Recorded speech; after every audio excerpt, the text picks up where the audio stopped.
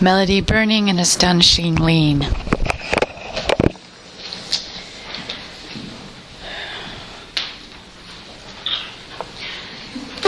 Okay. Perhaps a case of subliminal messaging, my earlier curiosity about language poetry with enough definitions to fulfill a lecture became an experiment in what would happen if I channeled the work of poets foreign to my usual efforts. A month into my last semester, my advisor, Jean Valentine, suggested poets who are experimental to the point of my wondering, how can I wrap my mind around them? Words like avant-garde and experimental were a challenge to my reputation with form and insane meanderings. The poems I channeled here are presented in the order of their appearance in the printed lecture, except for recurrent as closure. Poems not covered during the lecture were not removed from the handout as a matter of illustrating the astonishing lean of one poet in training, and the accompanying drawings illustrate Lean's competitively astonishing. The poets covered are Lynn Huginian, Ray Armentrout, Elizabeth Ross Taylor, Brenda Hillman, Fannie Howe, and Susan Howe. The recurrent closure was inspired by Canadian poet Nicole Brossard, more for her crystallist philosophy, with her quote substituting the word poet for woman now. A poet must continually watch herself. I'm opening this with Lynn Huginian and with a quote from the spring 2007 American Poet, in which she is asked, what are some creative ways to promote poetry? And she replied, poetry doesn't need promotion. People need time. A revolutionary way to promote poetry might be to criminalize capitalism's theft of people's time. Her poem. I am writing now in preconceptions, those of sex and roast. Many frantic cruelties occur to the flesh of the imagination, and the imagination does have flesh to destroy, and the flesh has imagination to sever. The mouth is just a body filled with imagination. Can you imagine its contents, the dripping into a bucket and its acts, the ellipsis and chaining part, the feather, the observer? The imagination bare has nothing to confirm it. There's just the singing of the birds, the sounds of the natural scream. A strange example, the imagination wishes to be embraced by freedom. It is laid bare in order to be desired, but the imagination must keep track of the flesh responding. It's in increments of awareness, a slow progression. It must be beautiful, and it can't be free. My take from reading that is entitled Stir, and from now on I'm just going to say meld. Stir. I am biting down on presuppositions, those of necks and hopes. Semantics fuel my ride as spurs on a horse, and a horse voice has spurs on a heart, and the spurs have a voice to sever. The kiss is just a gap with gallops. Can I imagine how content my gasp into her lips and her facts, the statistics of my waning heart, the ether, the observed her? The height of a horse reconfirms a ride hasn't gotten as far as my foot in a stirrup.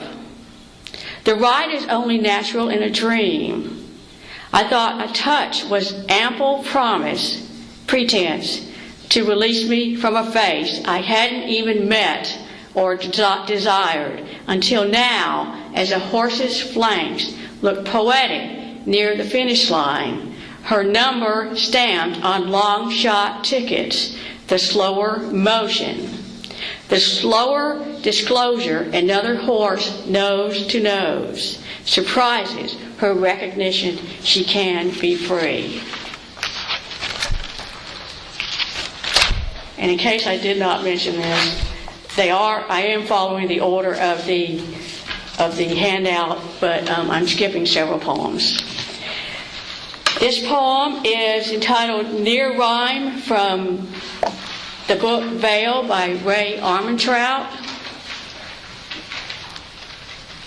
Do I regret each thing I recall, or regret remembering anything uncalled for and wrapping it up as if a gift?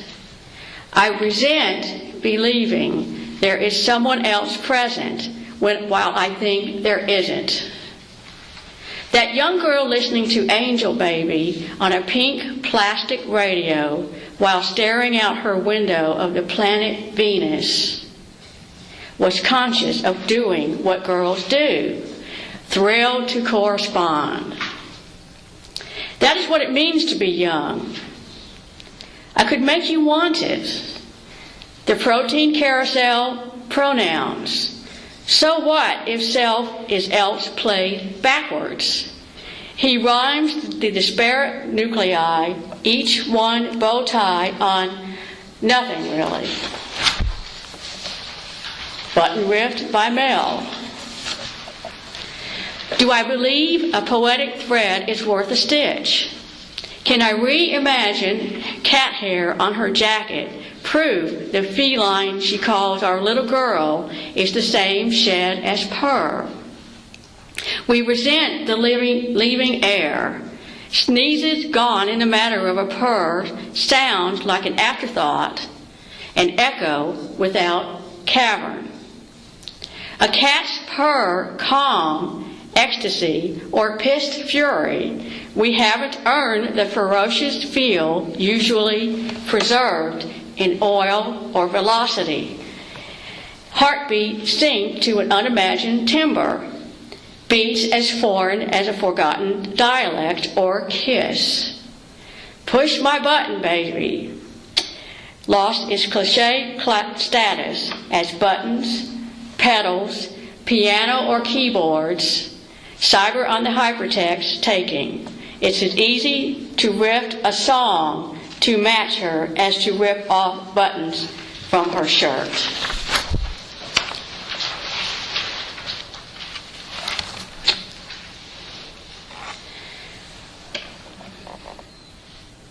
Long dreaded event takes place is by Eleanor Ross Taylor. And here we start getting a little bit chaotic, as you can see from the handout. It blurs, happening as on canvas, distance, almost, hour, or earshot moving unwillingly in galactic impulse, not touching me, crawling as I remote, half turned away, my eyes half closed, half watch. A painter at my easel, distancing my sketch, pretending I recede, not present, hoping, I'm not present, glazed eyes catching small smithereens. The nurse's ring, bone pink, smooth, though modified, the brief, convulsive reflex, and the driver's shoes well tied. Everything established my absence in this scene. Later somewhere, I'll paint in gaps, fill in the larger picture with holdings spilled out of my pockets of resistance, the brushes, the paints, the skill.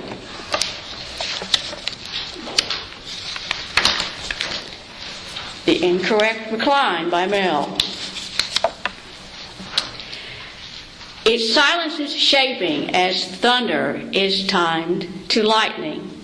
Distance for approach of bloodshot proof, unwittingly on distance pulse, retouching me, stalling as I deflate, half blown away.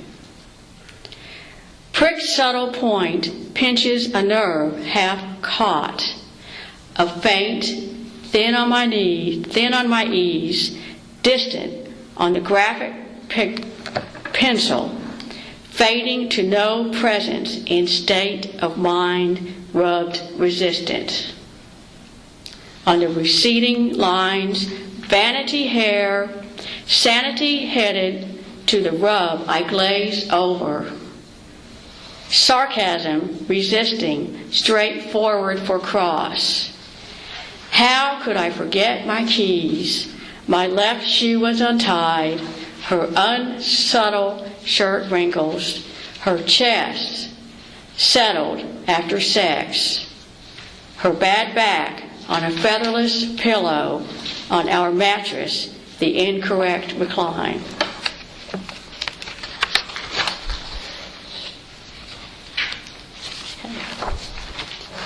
This next one is a longer one by Brenda Hillman, as we speak, and it's entitled Air for Mercury.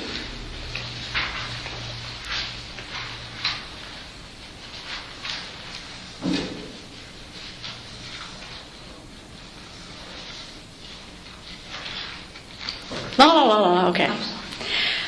Air for Mercury, Part 1. After the double party for the poorly loved, when the gleam in the hound's eye fell like glass rain on the south lawn of the counter garden, when the image of false flags sank in the mirrored plaques, when the mirrored plaques had been passed in, they took your days and gave them back. Before you unsnapped first the crenellated shoulder wings, then the fumbling toward the title, toward the little ankle wings, and sent them back to the wrong patrol, in the box, in the metal box, in the genital mouth of the road, the open forms on the stake left so undone that you were stranded on the non-imperial coasts, having a boat unnamed for you. You were free. You were having a bout of meaning.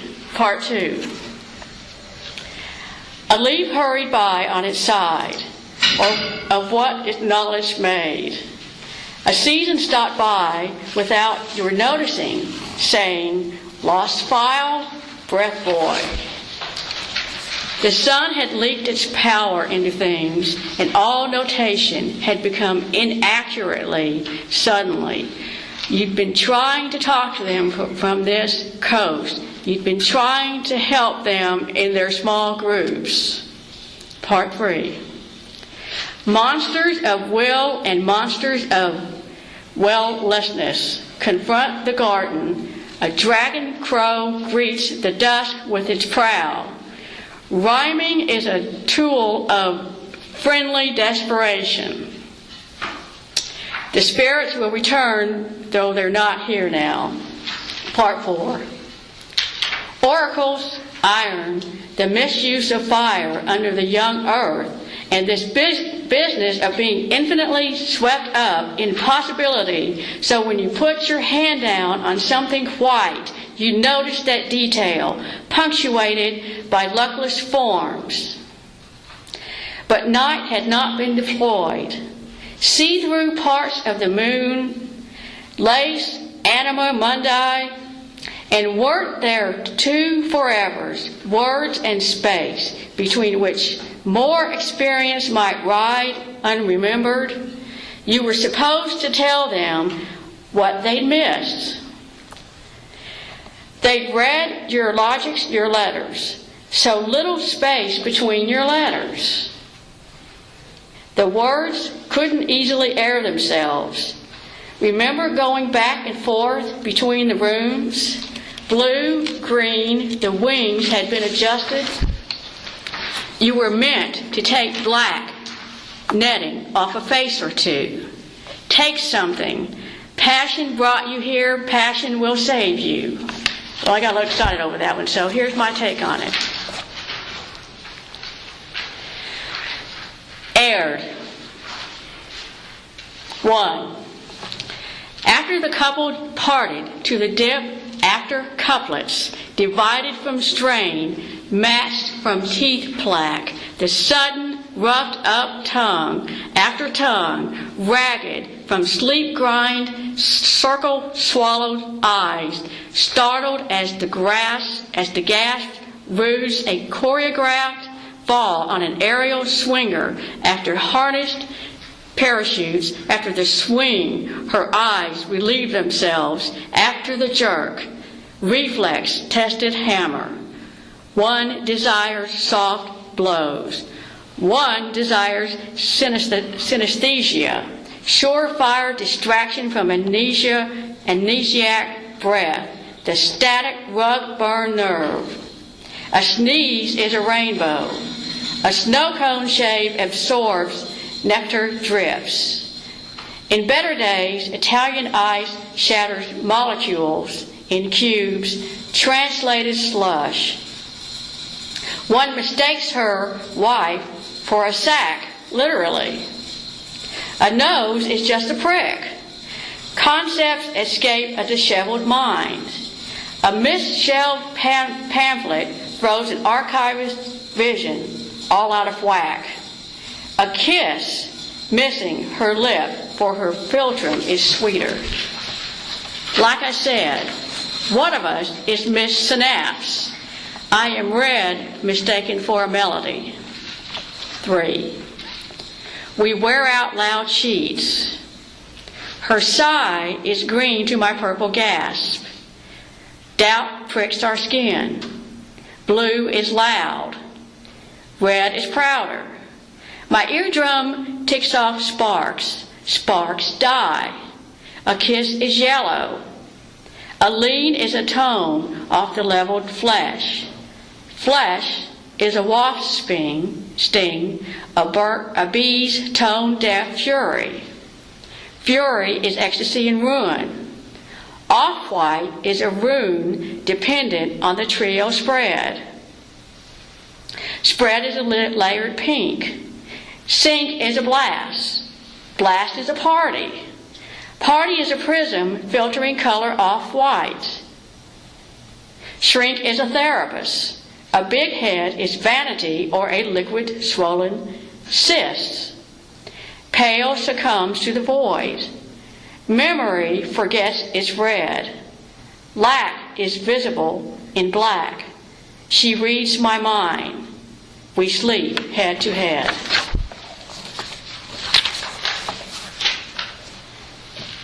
This is a Fannie Howe poem entitled Veteran.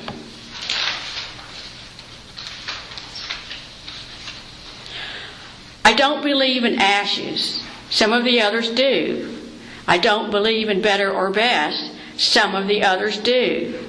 I don't believe in 1,000 flowers or the first robin of the year or statues made of dust.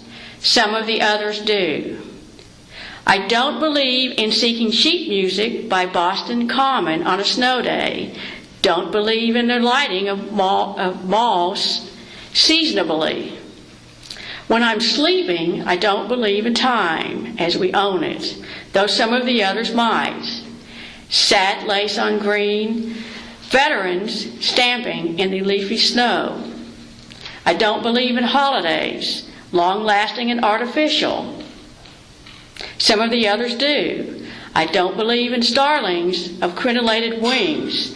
I don't believe in berries, red and orange, hanging on thread-like twigs. Some of the others do. I don't believe in the light on the river moving with it or the green bulbs hanging on the elms.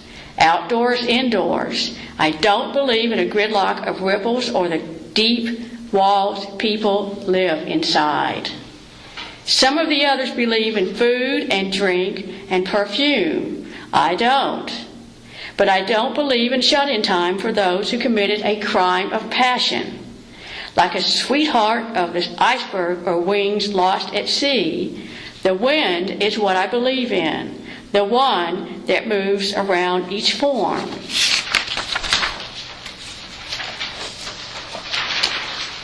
Stuttering by Mel. I don't believe in stuttering, but my tongue does. I don't believe in bitter thin blasts, but my tongue does.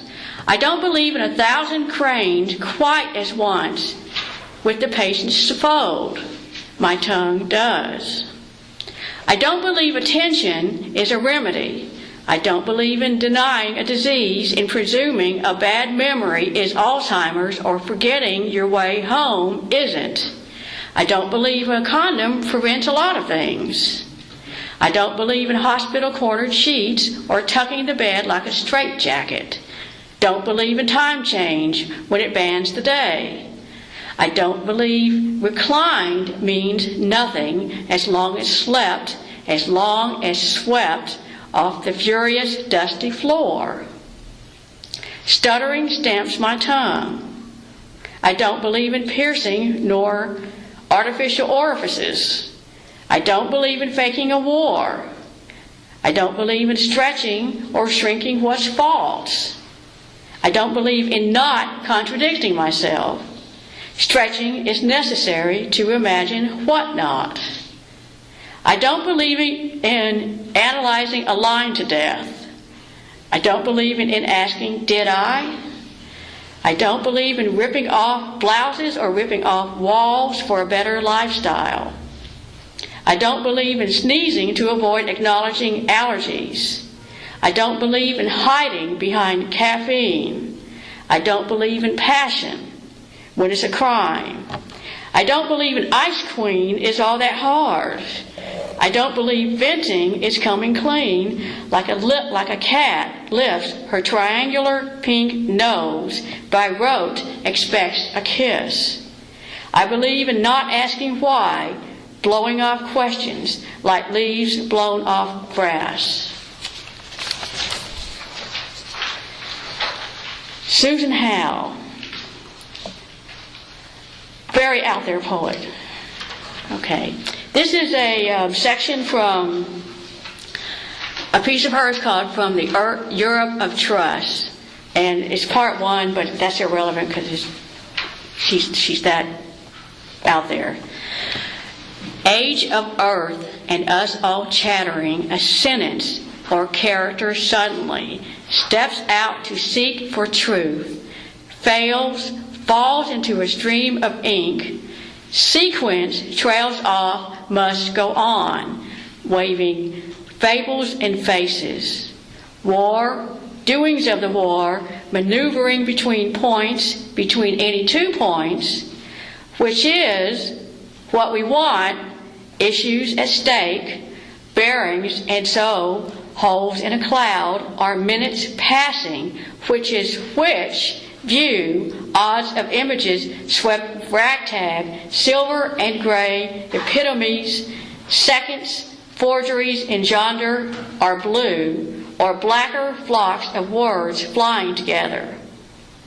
Tense as an order cast off to crows. Excerpted of Trust by Mel. We salted matters. Absentia mischaracterized dementia, suddenly suspicious and out of character. Neon skipped a microwave line. Fail-safe measures missed a button. A zipper went off its track. Ink streamed her shirt before the stationery. Soap fell off her tongue. Soup fell off her tongue after leaving the spoon before teasing her throat. Sequence scaled back memory. She poured tea into milk, misread olive oil for butter spray because of the yellow cap. Popcorn tasted like salad. Tenses switched in mid-sentence. Pronouns flew together. It was like picking ants off a jelly jar lid. The question sounded like an order. Her nod became a tick. Flocks of words flying together tensed as an order, cast off to crows. Hat and gloves were off. The voices in her head lip-read for the pause before the applause. The final curtain rose. Bless you. And this last one, I more took it from a quote by Nicole Broussard, and the quote is, "A woman must continually watch herself," and the title of it is Recurrent. So I don't have a poem by Broussard. I'm just going with the quote. I hear flipping. It's the only page that has a number on it, and it's 39. Yeah, okay. Thank you, okay. Oh my God, yes, that's very good, okay.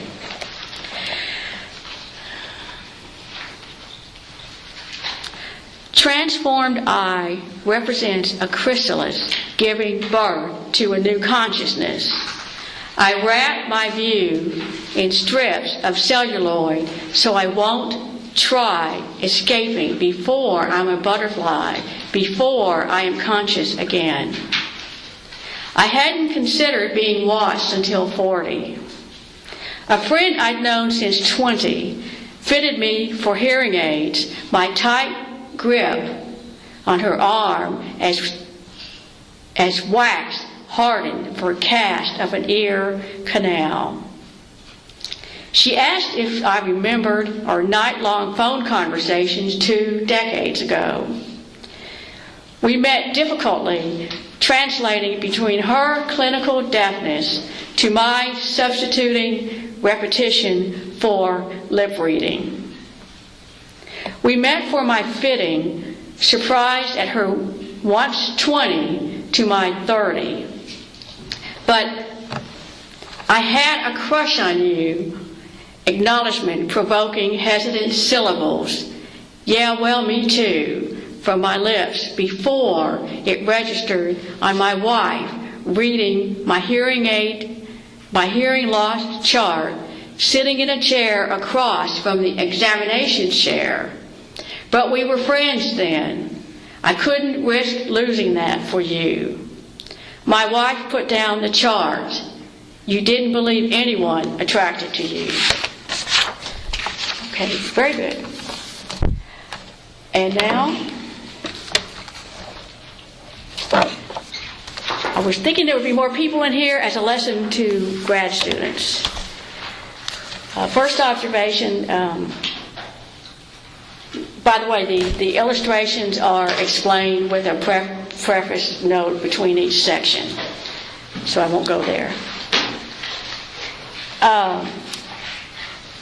This is what happens when you're over-involved with writing poetry. Okay?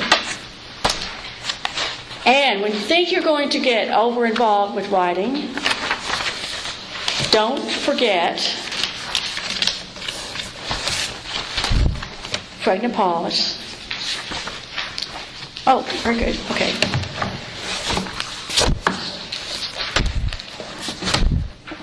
Best advice when you get very involved with your writing, now that we are leaving, well, everybody in this room is leaving almost,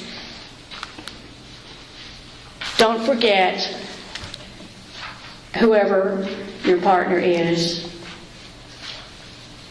and that is the lecture. Any questions? Any comments?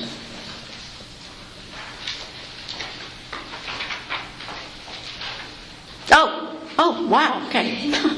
Now, those are all your drawings in the book, yes? I can't hear you. Are these all your drawings? Yes, okay, since we have a second, okay. Yes, they are. I will tell you that they are all my renderings. Okay, we have time. Okay. There are no drawings. I have no. They're all drawings. It's in a second. Oh, okay, you don't have that one. Okay. I got it. Got it? Okay. The first section are my renderings of self-portraits that are on the internet. Selfportraits.com, I think it is. So they're photographs. And so what you see here are when my vision works, my renderings in pencil or pen of photographs. There's no motive behind the people except perhaps maybe the young woman who's holding up a card that says, "I am so very content." And the other people are, for instance, I put this in here because this is a young couple and it is a man and wife, just so people can know I appreciate all kinds of couples, so that's why they're there, but you can't really tell.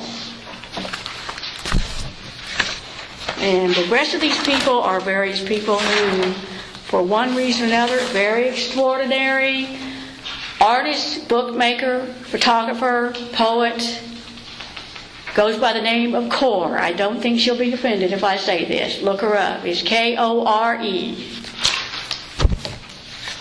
Let's see here. I don't think I'm illegal yet. Okay. And again, wow, I seem to have more male, female. Oh, that's okay. This is another couple who posted their self-portrait on the internet. And the photo was a little bit more intimate than this picture. And let's see. I went ahead and kept the ones that are blurred because it kind of adds to what happens to poetry sometimes, if you get my drift. This young woman is in here because of her stare, her intentional stare. This one is because when she writes an entry, she's subtle and quiet, if you also get my meaning.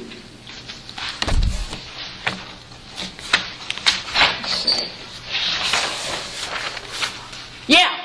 So how do you split your time between visual art and poetry? I don't. Which is why after I get out of this program, I have to get back to that life. But seriously, during the time I was doing all this, I had to do it when I was comfortable to do it, and my hand wasn't shaking, and I had good lighting. And lighting can be expressed in different ways besides that kind. Did I answer your question? How do I divide my time? Yeah, you do both, obviously. So well, for the last 6 months, I could divide my time because I don't have a job. Oh. When I have a job, again, that's all going to change. And someone in this room is going to help me manage my time better. And let me see. Okay, we'll skip. Okay, and the second section where I watch way too many videos. Often they soften me up. I purposely didn't put the names of the movies because it just, if you want to know, you can go to wolfvideo.com. I'm sure most of them are in there, but those are in there just because it was fun.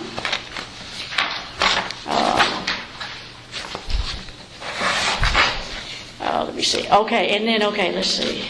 The last part are my drawings. Last time I worked with a graphic tablet, experimenting with typography. This was done, I think I was under 20. You weren't using the graphic deck at that time? I'm sorry? No graphic deck. Yeah, they didn't exist then. Let's see, and I think that, well, I'll just share this. This is Linda. Made you smile, okay. Well, okay, just to remind me, when you're down, it ages you quickly. This is me.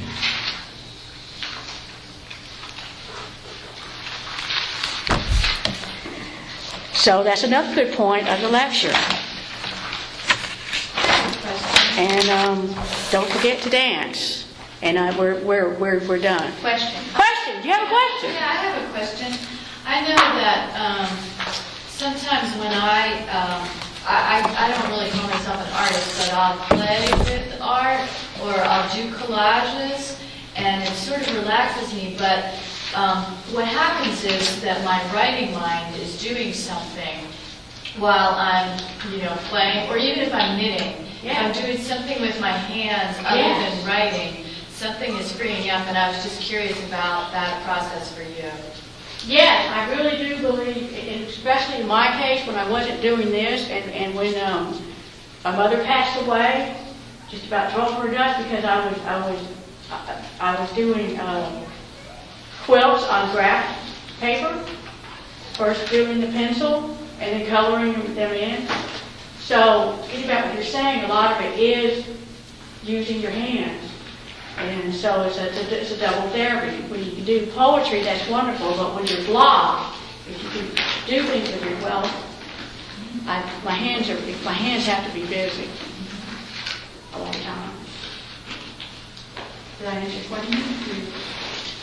Yeah, I was just wondering if it also helps you if you got stuck in a poem, if you couldn't get much further with it, if answers come to you while you're making art. Yes, most definitely. Eventually, I'm going to break out into art. Any more questions? Wow, I came away from the podium. Big step.